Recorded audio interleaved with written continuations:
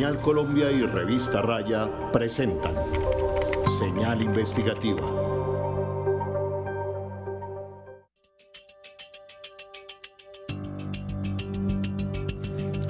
Muy buenas noches, bienvenidos nuevamente. Esto es Señal Investigativa, una alianza entre Señal Colombia y la revista Raya para contarles lo que otros no investigan. Todos los fines de semana les traemos una nueva historia de interés nacional. Llegamos a sus hogares a través de los medios públicos y de todas las redes sociales de la revista Raya. Como todos los fines de semana, me acompaña en la mesa de trabajo Joana Rodríguez, periodista de Señal Investigativa. Muy buenas noches, Joana. Buenas noches, Edinson, y buenas noches a todos nuestros televidentes, a todos los que se conectan a esta hora a través de las redes sociales de la revista Raya y Señal Colombia. Los leemos con el numeral Señal Investigativa. Empecemos. En un sector exclusivo del norte de Barranquilla, específicamente en el barrio Prado, hay dos edificaciones y un lote en ruinas que pertenecen a dos logias masónicas. El primero y más vistoso pertenece a la logia regular de los Masones de Colombia y las otras dos edificaciones a la logia del Clan Name, calificada como irregular y la cual fue creada en 2002 luego de que el cacique del clan, David Name Terán, fuera expulsado de la logia regular al intentar ingresar a dos jefes paramilitares como masones. Así es, Edinson. A principios de este año, el encargado de confesarlo fue el ex senador liberal Álvaro Ashton Giraldo, condenado por sus nexos con paramilitares del bloque norte de las Autodefensas Unidas de Colombia, pero quien hoy está en libertad gracias a su sometimiento a la Justicia Especial para la Paz, JEP, donde prometió decir toda la verdad de sus alianzas. Así es, Joana. Precisamente una de esas alianzas tenía que ver no solo con jefes paramilitares, sino también con políticos de la costa, que hoy siguen vigentes en la política y en la total impunidad, quienes mezclaron la masonería y la política para esconder los más grandes secretos de acuerdos con criminales y actos de corrupción. Veamos en la siguiente historia quién era Álvaro Ashton, por qué es importante para llegar a la verdad oculta del poder más grande en la costa y sus relaciones íntimas con políticos y los paramilitares de alias Jorge 40. Esta es la historia. Oriundo de Barranquilla y descendiente de inmigrantes, Álvaro Antonio Ashton Giraldo era el nieto de John Ashton, un ingeniero británico que llegó al país a finales del siglo XIX para construir las líneas del ferrocarril que llevaban el tren hasta Puerto Colombia, en aquel entonces el principal puerto del país. Mi abuelo llegó como ingeniero para la construcción de la vía férrea del puerto de Barranquilla a Puerto Colombia. Y obviamente se encuentra con un ambiente propicio de muchos inmigrantes, se adapta a la ciudad y se casan con una dama barranquillera que fue mi abuela materna. A finales de los años 90, Álvaro Ashton se convirtió en uno de los políticos más influyentes del Caribe colombiano, bajo la tutela y protección del senador José Antonio Name Terán, un viejo cacique liberal del Atlántico. El alcalde tiene candidato y se lo vamos a derrotar. La opinión se lo va a derrotar lejísimo. Así que yo no estoy preocupado porque el señor alcalde monte una trinca que yo voy a seguir paso a paso para que las autoridades competentes de control no lo dejen cometer más tropelías, abuso de autoridad, parcialidad política, y yo quiero ver a un presidente de la República como el doctor Uribe tolerando esa clase de cosas en mi ciudad de Barranquilla. Name Terán, quien falleció en 2011, era el padre del senador por el partido de la U, José David Name, y tío del excongresista por el Partido Verde, Iván Name, hoy tras las rejas por presuntamente haber recibido 3.000 millones de pesos de sobornos ilegales en medio del escándalo de corrupción de la Unidad Nacional de Gestión del Riesgo. Donde se me ha señalado de manera directa como ejecutor de actos de corrupción. Aquí en este recinto del Senado, donde se sienten las voces del pasado, que nos recomiendan el porvenir. Qué bueno que tengamos este instante de reflexión. Con esa casa política comenzó su militancia Álvaro Ashton en el Partido Liberal en los años en que era profesor de la Universidad del Atlántico, la misma universidad donde realizó sus estudios y a la que se vinculó recién graduado para escalar hasta el cargo de rector. el senador Name me promovió a ser candidato a la Cámara. Hicimos fórmula en 2 periodos consecutivos y por supuesto me correspondió hacer equipo con él, un excelente senador, un hombre con unas calidades humanas incomparables. La historia lo llevó al Oriente Eterno y hoy nos encontramos nosotros en el 3er periodo de Senado.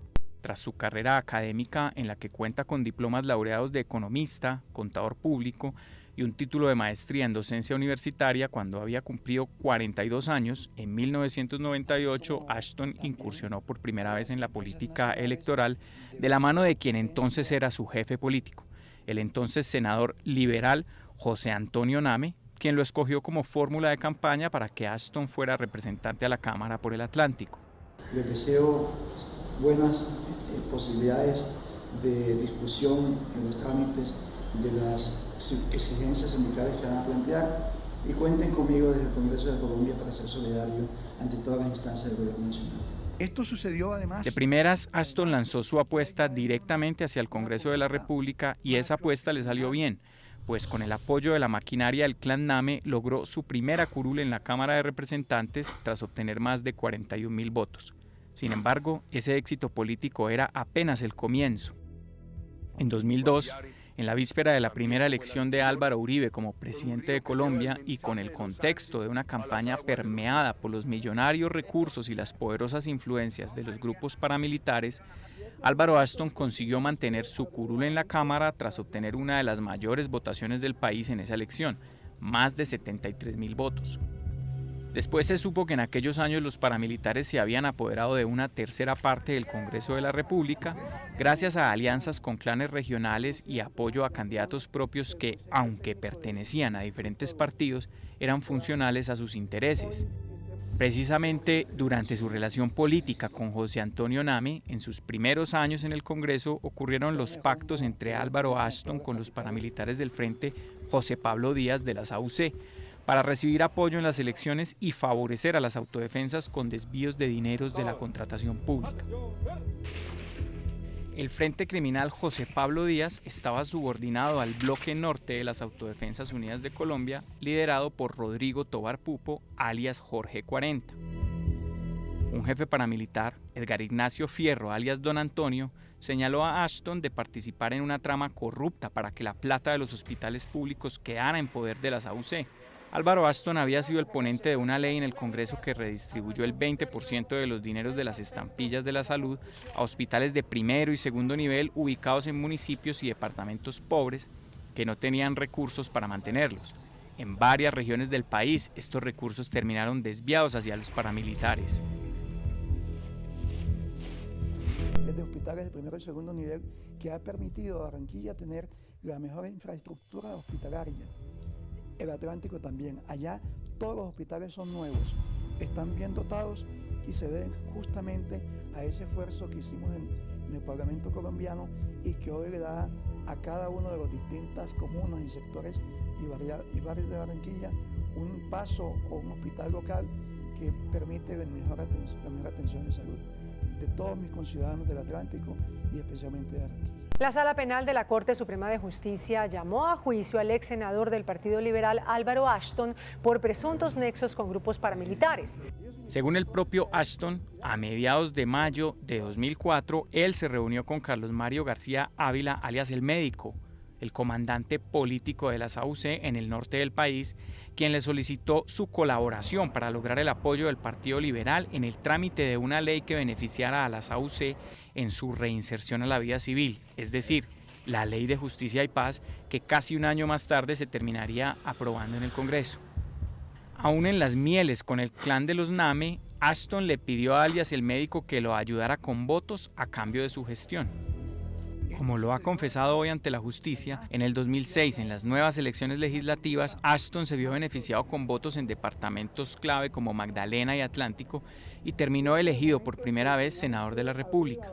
Fue en esas elecciones parlamentarias cuando Ashton se apegó al liberalismo más oficialista y terminó distanciado de quien había sido su jefe político y mentor, el cacique José Antonio Name Terán. Name Terán fue uno de los muchos congresistas que abandonaron el Partido Liberal para unirse al recién fundado Partido de la Unidad Nacional, o Partido de la U, un invento atribuido a Álvaro Uribe para romper por dentro las filas del liberalismo e impulsar su reelección. Ashton, por su parte, continuó en el liberalismo. Después de romper con su antiguo jefe, Ashton fue uno de los hombres clave en la derrota electoral que José Name Terán sufrió al final de su carrera, cuando aspiraba a ganar la gobernación del Atlántico en 2007 con apoyo del poderoso clan Char, pero terminó vencido en las urnas por el candidato liberal Eduardo Verano de la Rosa, quien era apoyado por Ashton.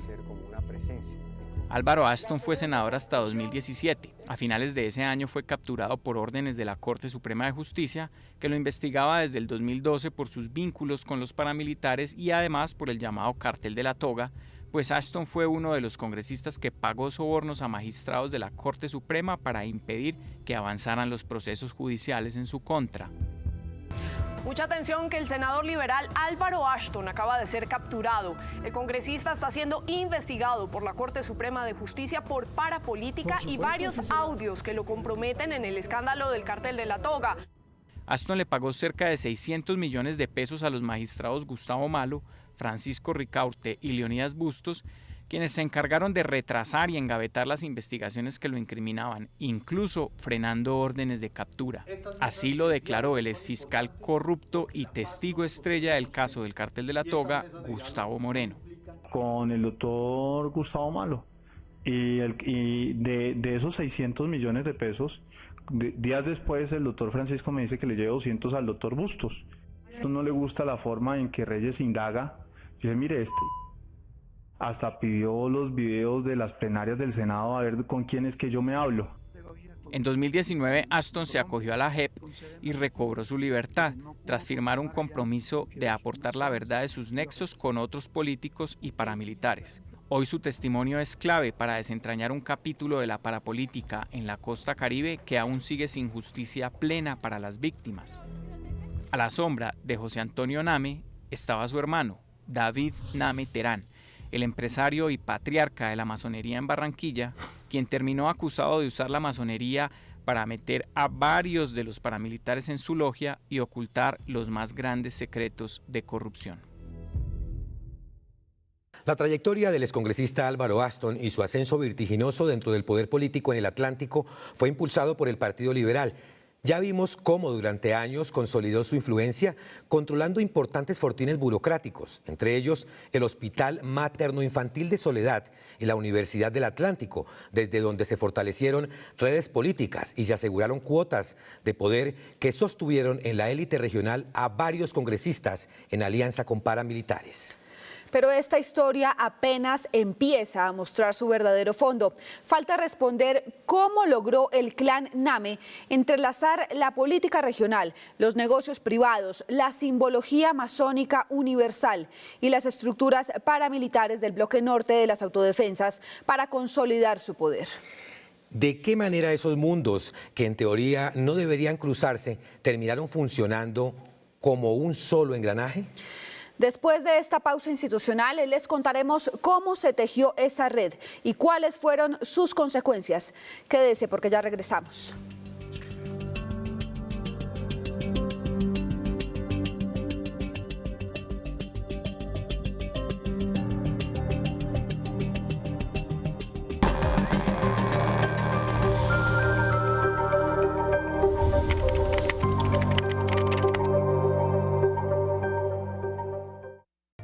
Estás viendo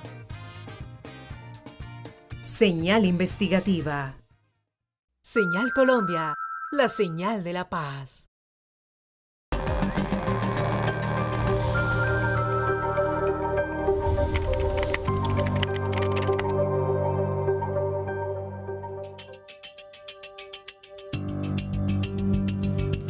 Gracias por continuar con nosotros en Señal Investigativa, hoy con la corrupción y el paramilitarismo, lo que esconde una logia masónica en Barranquilla.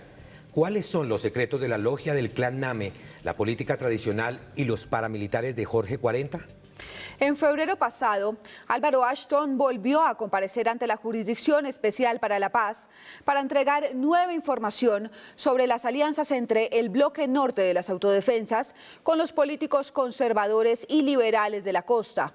Ashton volvió a explicar el fenómeno del paramilitarismo, cómo estaba conformado el Frente José Pablo Díaz, que dependía del bloque norte, a cargo de Rodrigo Tobar Pupo, alias Jorge 40. Joana, pero confesó algo que pasó desapercibido ante la opinión pública, que una logia en Barranquilla funcionó como espacio de coordinación y secreto entre la estructura paramilitar y los políticos que facilitaron la expansión del grupo armado. Así es. Ashton reveló además algunos de los más importantes secretos de esa logia, Edinson y televidentes. Un principio de la masonería es el secreto de lo que se habla dentro de sus templos. Entre otros secretos de la logia de los Name estaba el que 2 de sus miembros eran 2 jefes paramilitares reconocidos en la costa norte. Señal Investigativa viajó a varias partes del país para reconstruir esta historia.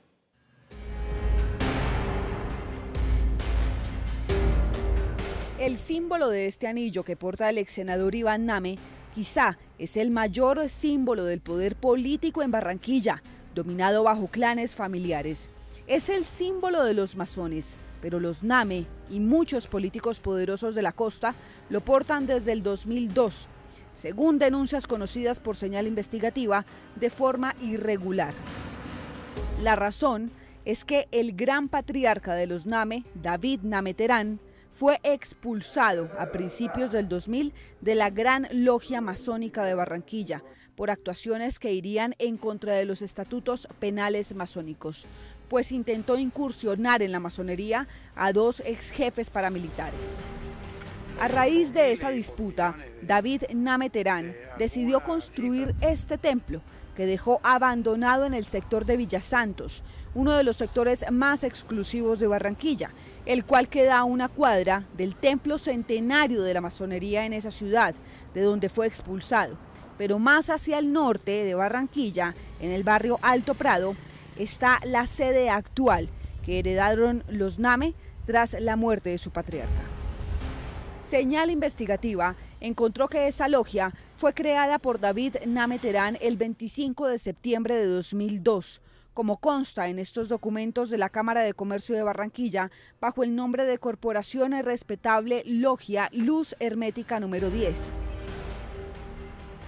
De esta logia y sus secretos, precisamente fue de lo que habló ante la Jurisdicción Especial para la Paz en febrero pasado y que pasó desapercibido el ex senador barranquillero Álvaro Ashton Giraldo, quien confesó cómo la logia de los Name usaba estos símbolos, su seriedad, antigüedad y secretos para ingresar a 2 altos mandos paramilitares y ocultar sus negocios.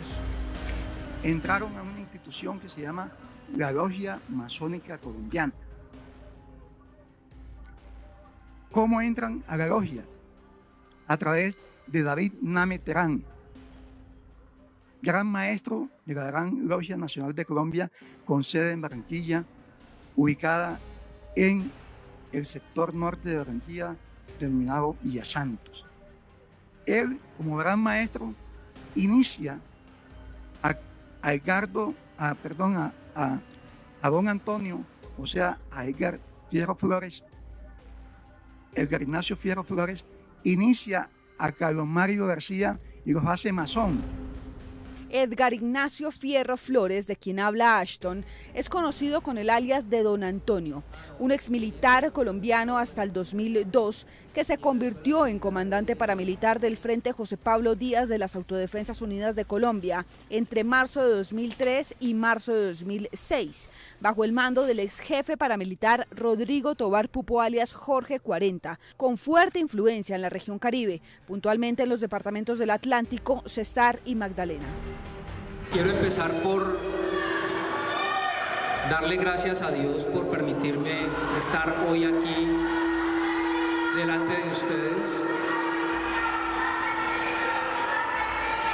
Gracias. Don Antonio, a quien Name ingresó a su logia, fue condenado por Justicia y Paz en 2011 por delitos de homicidio, desplazamiento forzado y despojo de tierras, entre otros graves crímenes.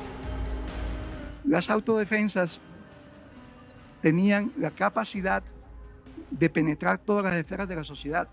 En junio de 2023, la revista Raya reveló que alias Don Antonio sería el socio de la ex vicepresidenta en el gobierno de Iván Duque, Marta Lucía Ramírez, investigada en Italia por el negocio de armas, submarinos y avionetas por una coima de 80 millones de euros. Mientras que Carlos Mario García, el otro ex paramilitar de quien habla Ashton en su declaración ante la JEP, es conocido con el alias de El Médico o Gonzalo. Fue el asesor político del jefe paramilitar Jorge 40. Además ejerció como enlace entre políticos, empresarios y los paramilitares del bloque norte de las autodefensas, y quien manejaba la estrategia electoral para varios políticos de la costa. En una entrevista con la revista Semana en 2006, alias El Médico reconoció que hizo lobby en el Congreso para que fuera aprobada la Ley de Justicia y Paz en el 2005, durante el gobierno de Álvaro Uribe Vélez. Don Jorge 40 me dijo: necesito que te vayas para Bogotá, atiendas cualquier cosa que se vaya necesitando en el proyecto de Justicia y Paz. Necesitamos que el proyecto quede en el punto que nosotros queremos. En realidad mi trabajo fue sobre todo para salvar los artículos 64 y 71, que tenían que ver con la sedición y el delito político. Recuerde que esos artículos se cayeron y tocó hacer mucho lobby para recuperarlos. Logramos que se hiciera una apelación y luego arrancar a discutir nuevamente el tema hasta que al fin quedaron. Esa versión de alias El Médico concuerda con las declaraciones que rindió Ashton en febrero pasado a la JEP, cuando aseguró que el bloque norte de las autodefensas, liderado por alias Jorge 40, buscó consolidar un proyecto paramilitar en el Atlántico a través de alianzas políticas y económicas cuidadosamente tejidas, lo que se les facilitó con 2 de sus miembros en la logia masónica de los NAMI.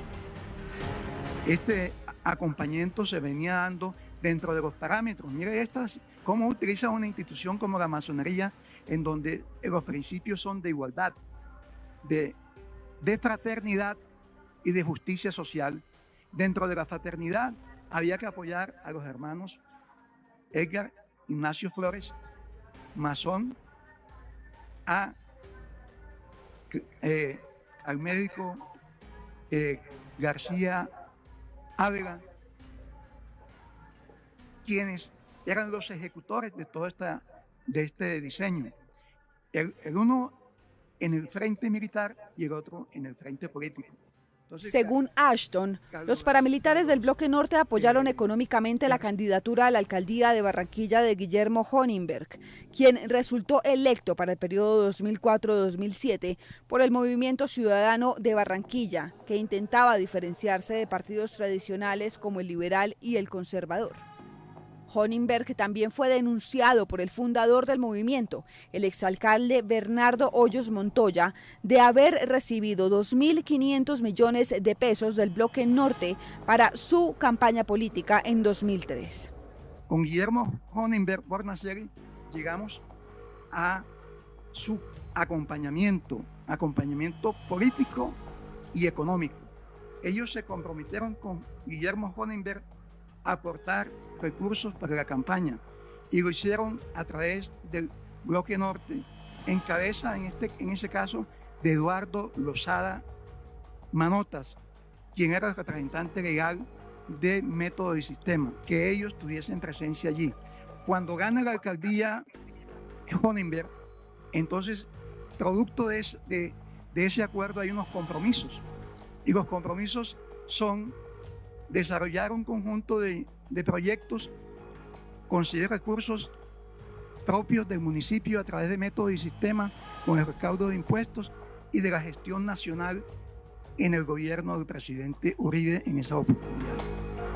Por estos hechos, la Corte Suprema de Justicia en 2013 compulsó copias para investigar al entonces alcalde Guillermo Honenberg, pero dicha petición no ha prosperado y al parecer duerme en los anaqueles de la Fiscalía.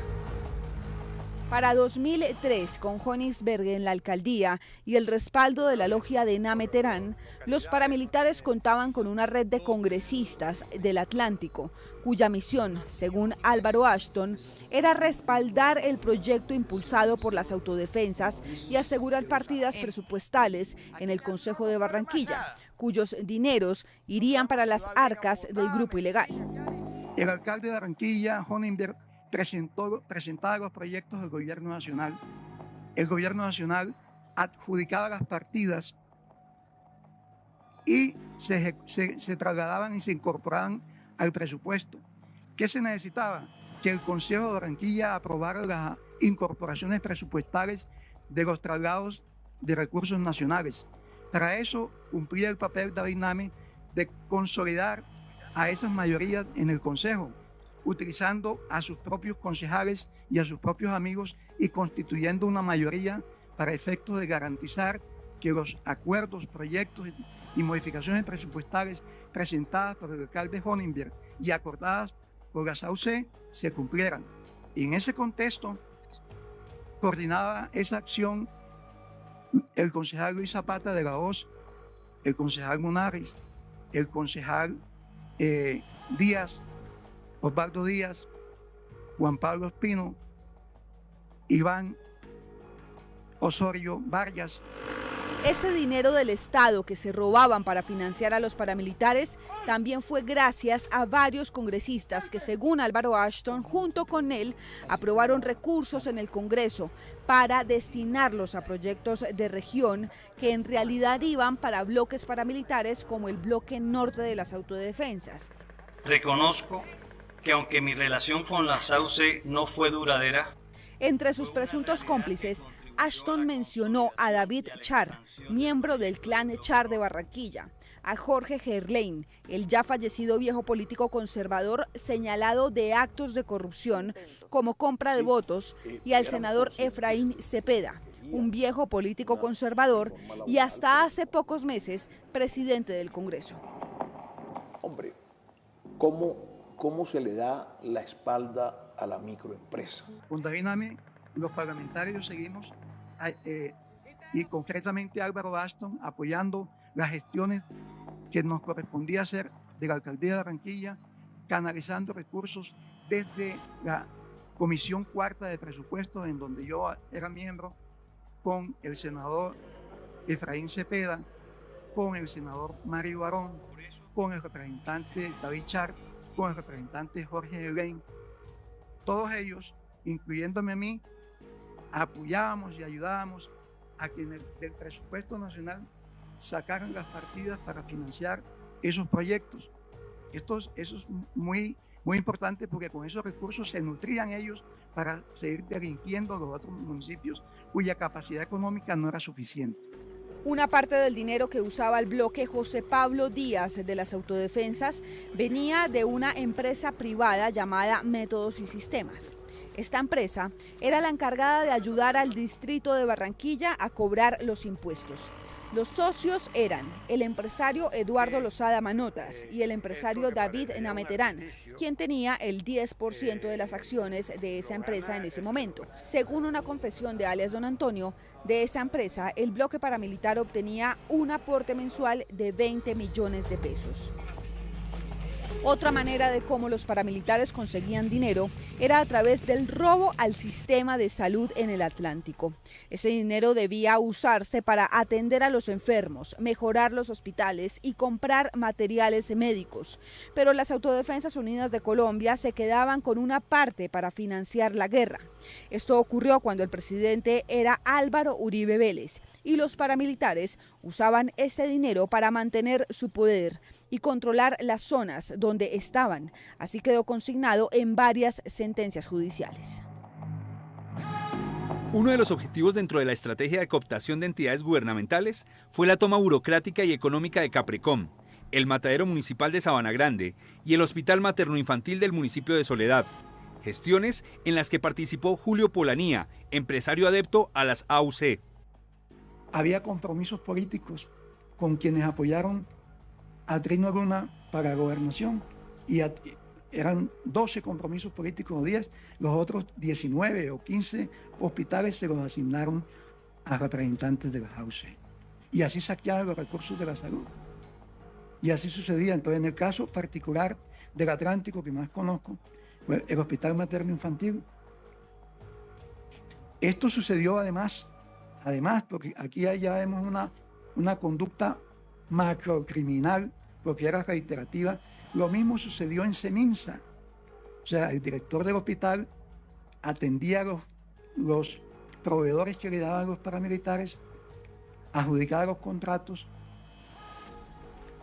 a los contratistas que habían allá le quitaban un porcentaje del sueldo, y allá hay un señor allá en San Agar, de apellido, que le decían Aguas, iba a buscar la participación del Hospital Materno Infantil que le entregaba el mismo director mensualmente.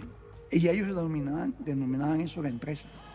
Pero no solo paramilitares hacían parte de la logia de los NAME en Barranquilla. Según el excongresista Álvaro Ashton, también hacían parte militares como el general Freddy Padilla de León, entonces comandante de la Segunda Brigada del Ejército entre 1998 y el año 2000, en los departamentos del Atlántico, Magdalena y sur de Bolívar. Contra Padilla hay señalamientos serios. De hecho, un documento del European Center for Constitutional and Human Rights indica que existen serios indicios de que el general Padilla sería responsable de casos de ejecuciones extrajudiciales denominados falsos positivos durante el periodo en que ocupó altos cargos. La logia masónica interactuaban políticos, militares y paramilitares precisamente para poder diseñar toda una estrategia macrocriminal que se implementó. Yo no quiero sindicar de ninguna manera que todas las logias masónicas estuviesen ahí, sino la logia masónica que dirigía David Nameterán. Allí se dan esos fenómenos de acompañamiento. Tras las declaraciones de Álvaro Ashton ante la JEP a principios de este año, queda claro que los NAME crearon una logia masónica irregular en Barranquilla, tras la expulsión del cacique de la familia, David Nameterán. Es más, a través de esa logia guardaron los secretos más grandes de las alianzas entre el poder paramilitar y político de la costa, tanto así que apenas Ashton lo confesó a principios del 2025, es decir, 23 años después. En esa masonería estaba también Humberto Callafa y estaban los militares. Ahí se inició el comandante del Ejército Nacional, Fernando Tapias, y el comandante de la Segunda Brigada, Freddy Padilla de León. Es decir, allí confluían los dirigentes políticos, los militares y por supuesto los paramilitares. La masonería en Colombia existe desde la época de Simón Bolívar y Francisco de Paula Santander. Existen símbolos y templos muy reconocidos en diferentes ciudades del país, pero el hermetismo las ha convertido en portadoras de los secretos más recónditos y grandes de los políticos poderosos de este país. La Jurisdicción Especial para la Paz envió copia de esas declaraciones a la Corte Suprema de Justicia, a la Fiscalía y a la Comisión de Acusaciones de la Cámara de Representantes para que se abran las investigaciones contra los congresistas que fueron nombrados por Ashton y que según él no han sido judicializados. El senador José David Name Cardoso y los ex senadores Mario Enrique Barón Olarte y José Antonio Nameterán. Vamos así a una segunda pausa institucional, pero al regreso esperen. La masonería en Colombia, un círculo de poder cerrado. ¿Quiénes entran? ¿Cómo y por qué? Ya regresamos.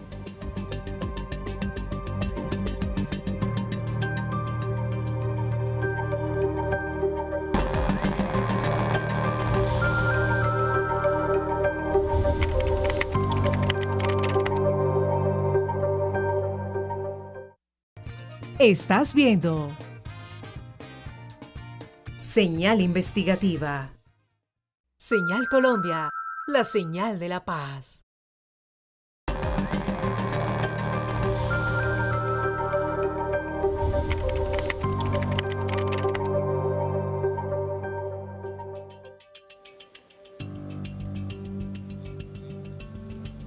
Gracias por estar en Señal Investigativa.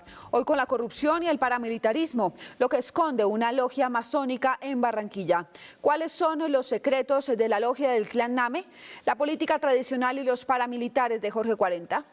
Ahora vamos a reconstruir la historia de la verdadera masonería en Colombia y en el mundo, la que nació para formar mejores seres humanos, promover ética y construir sociedades más justas. En Bogotá entramos a la sede oficial, donde se reúnen los masones regulares de la Gran Logia de Colombia. Allí se reconstruyó la historia de la orden, cuáles son sus símbolos, sus prácticas y sus reglas. Estos símbolos, trajes, fotografías y estatuas están presentes en los templos masónicos de varias ciudades del país, incluidas las principales capitales: Bogotá, Barranquilla, Cartagena y Cali. Representan la tradición universal de la masonería. Casi nadie conoce su significado, solo quienes hacen parte de la orden, una institución por la que han pasado personajes políticos y públicos reconocidos, desde Simón Bolívar y Francisco de Paula Santander, y más recientemente, congresistas como Horacio Serpa, Iván Name y el exfiscal Mario Iguarán. Ser masón o ingresar a la masonería no es un proceso tan abierto ni sencillo. Quien desee hacerlo debe hacer una solicitud formal como estas, pero eso no garantiza su ingreso. El muy respetable gran maestro de la Gran Logia de Colombia, Fidel Cardona, dijo que es indispensable contar con la recomendación de al menos un miembro activo que responde por la honorabilidad del candidato. Pues para uno ser miembro de la masonería, pues se necesita ser ciudadano mayor de edad, no tener ningún proceso ante ninguna autoridad administrativa o judicial, presentar la vía solicitud acompañada de quienes lo recomiendan. O sea, para entrar uno debe ser recomendado por alguien de adentro, digámoslo así. Por algún hermano masón. La masonería ha estado históricamente rodeada de discreción y hermetismo, una reserva que ha permitido a sus miembros conocer y custodiar algunos de los secretos más profundos y a veces sensibles de los políticos más poderosos del país. Así lo explicó el historiador Víctor Zuluaga. Sí, uno de los principios básicos de la masonería es lo que tiene que ver con el silencio o el secreto de todo lo que a nivel de sus rituales se comparte, se plantea, se dirige, de manera que sin duda constituyen grupos muy cerrados, bastante cerrados, que pueden ser propicios efectivamente para desarrollar actividades no propiamente éticas, pero también al mismo tiempo, sí, posiblemente otro tipo de acciones que desde el punto de vista político puedan ser favorables para el grueso de la población. De hecho, aunque sus miembros son libres de decir públicamente que pertenecen a la comunidad, está estrictamente prohibido revelar quiénes más hacen parte de la orden. Así lo confirmó el muy respetable gran maestro de la Gran Logia de Colombia, Fidel Cardona. Bueno, nosotros por principio hablamos de los masones que están en el Oriente Eterno, los que ya no están con nosotros. Nosotros no hablamos de los masones que están en la actividad política, pues por razones propias, pero podemos hablar de los próceres y de quienes nos antecedieron. Señal Investigativa visitó la mansión COP, ubicada en el centro de Bogotá, una casona con más de 100 años de historia que hoy funciona como sede de la Gran Logia de Colombia. El lugar está dividido en dos áreas, una casa museo abierto al público y una edificación que alberga el templo masón, un espacio de acceso exclusivo para sus miembros. Desde el primer vistazo se percibe un ambiente de secreto. La sede es una construcción discreta, casi escondida, porque desde la calle solo se alcanza a ver un muro de color crema con el escudo de la Gran Logia y un parqueadero. Al ingresar, al fondo del lugar aparece el museo de la sede, rodeado por un jardín adornado con símbolos masónicos y estatuas de figuras históricas que pertenecieron a la orden, como Galileo Galilei, Jorge Eliezer Gaitán y Alberto Lleras Camargo. La Casa Museo, una construcción de 2 pisos declarada como Monumento Nacional en 1984, recibe a los visitantes con 2 estatuas imponentes que representan a un maestro y a un aprendiz masón, figuras centrales de la simbología de la orden. Al entrar se encuentra un salón. En la mitad, una máquina de escribir antigua que pertenecía al novelista José María Vargas Vila, también masón, y en algunos rincones las diferentes insignias que ha recibido la orden. En una pared aparecen los principios que rigen la masonería en Colombia, representados en 3 personajes también masones. Es la igualdad, y lo estamos representando a través de Antonio Nariño como el hombre de los derechos. Tenemos la fraternidad representada a través de Benjamín Herrera como fundador de la Universidad Libre y patrono de la Gran Logia de Colombia, porque él también es fundador de la Gran Logia de Colombia, y la libertad a través de Santander. Pues él es quien construye como tal el Estado, la justicia, como docto que él fue durante la independencia. Los principios y valores de la Gran Logia de Colombia son los mismos de la masonería universal: la libertad, la igualdad y la fraternidad. Esos son nuestros principios básicos, pero también tenemos otros principios fundamentales como la libertad, como el amor a la humanidad, como el sentido de filantropía y compromiso con la sociedad.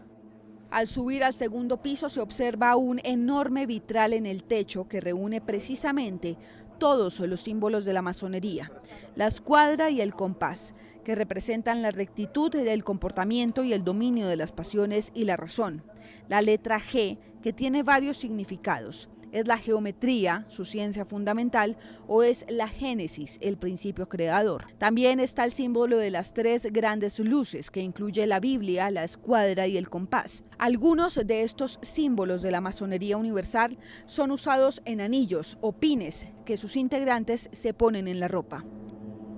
Estas imágenes, que están presentes en las sedes de Bogotá, Cartagena, Barranquilla, Pereira y otras ciudades, componen el universo simbólico que ha perdurado siglos y que, pese a la discreción de la orden, sigue siendo el corazón ritual de la masonería en Colombia.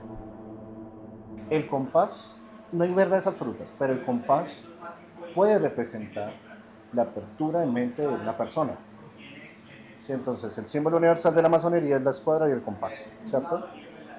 Ese compás es la apertura que tú tienes en tu mente para recibir, para tolerar, para vivir en sociedad.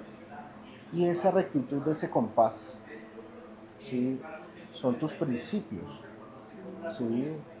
Tiene que compaginar ambos. O sea, no puede ser un exceso de libertad sino rectitud. Y tampoco puede ser una persona totalmente recta sin la libertad de conciencia y criterio, porque vamos a tener periodos muy estrictos. En el país existen varias logias masónicas que son consideradas irregulares o ilegales. Son grupos de personas que adoptan los símbolos y los rituales masónicos, pero que no cuentan con el aval de una logia tradicional como la Gran Logia Unida de Inglaterra, o las grandes logias que siguen su tradición, como la Gran Logia de Colombia. Esas logias irregulares tampoco están reconocidas por la Confederación Masónica Interamericana, que agrupa 94 grandes potencias masónicas de 26 países de América, el Caribe y Europa, ni por la Conferencia Mundial de Grandes Logias Regulares. Desde el nacimiento mismo de la masonería, pues existieron diferentes vertientes, y desde entonces se habla de regularidad y de irregularidad. Las logias regulares, como la Gran Logia de Colombia, son las logias que están reconocidas por otras grandes potencias que aceptan la existencia de un principio creador. Una de esas logias, que precisamente es considerada irregular o falsa, funciona en Barranquilla. Está ubicada en el barrio Alto Prado, una de las zonas más exclusivas de la ciudad. A diferencia de las logias regulares, que suelen ocupar edificaciones imponentes y visibles, esta funciona en una casa sencilla. Es la sede que heredó el clan Name de su patriarca David Name Terán, fallecido en enero de 2023, un empresario, constructor y político que fue expulsado de la Gran Logia de Colombia por intentar vincular a la orden a 2 jefes paramilitares. Así lo confesó su antiguo socio, el parapolítico Álvaro Ashton, condenado por la Corte Suprema de Justicia y hoy sometido a la Justicia Especial para la Paz, JEP. Interactuaban políticos, militares y paramilitares, precisamente para poder diseñar toda una estrategia macrocriminal que se implementó. Yo no quiero sindicar de ninguna manera que todas las logias masónicas estuviesen ahí, sino la logia masónica que dirigía David Name Terán. Y hago una para complementar, tanto fue así que cuando en la logia se dieron cuenta que estaba iniciando a la vista a personas de grupos criminales, tuvo que distanciarse de allí y montó su propia logia, que es la Federación de Logias de Colombia, con sede en Barranquilla, porque no pudo continuar allá porque los masones lo rechazaron.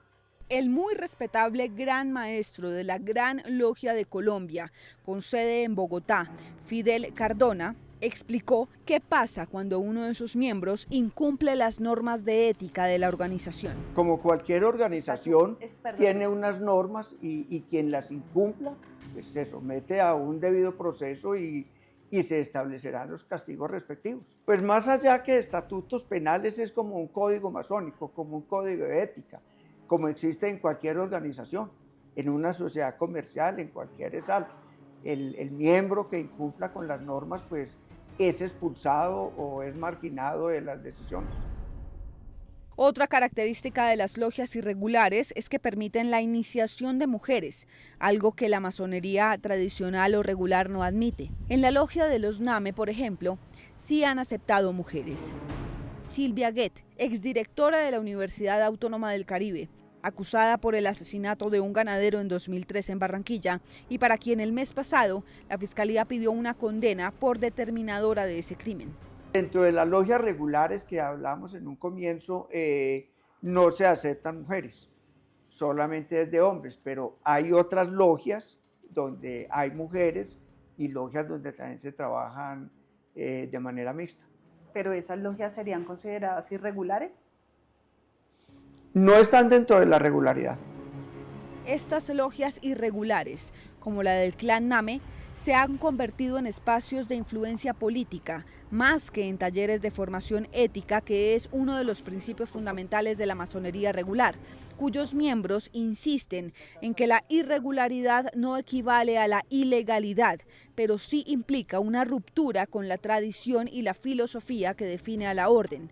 En cambio, algunos expulsados de las logias regulares han usado los símbolos, rituales y creencias de la masonería mundial para encubrir actividades criminales, amparándose en la idea de que todo lo que se diga o acuerde dentro de sus templos debe permanecer en absoluto secreto ante el mundo exterior. Con fuentes masonas de la orden regular, intentamos recoger las percepciones de sus miembros sobre la logia fundada por los Name en Barranquilla, considerada por muchos como una organización irregular que distorsiona los valores y rituales de la masonería auténtica. Sin embargo, ellos se abstuvieron de responder a esas preguntas. Lo que encontramos muestra dos mundos que, aunque comparten símbolos y un lenguaje similar, representan realidades opuestas. Mientras la masonería regular se sostiene en la discreción, la formación ética y la tradición histórica, la logia creada por los Name fue utilizada, según Ashton, para construir un espacio de poder paralelo, ajeno a los principios que dice representar.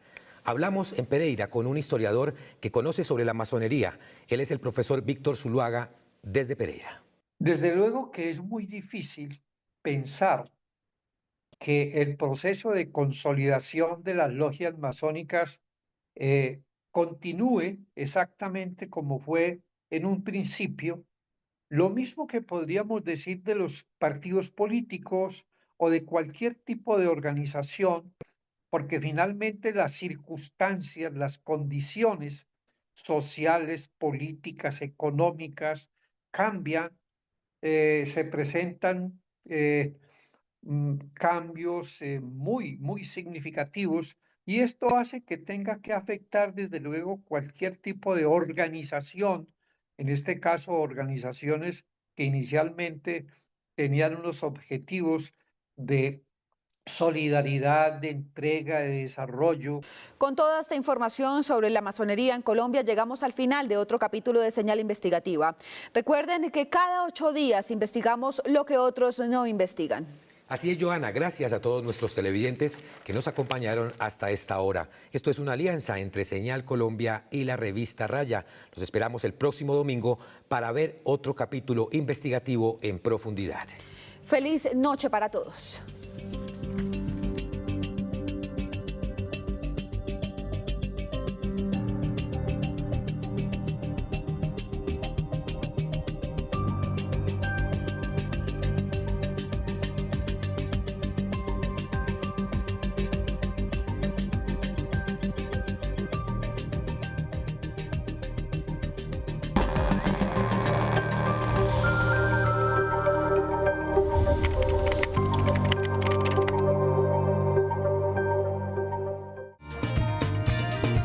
Estás viendo Señal Colombia, la señal de la gente.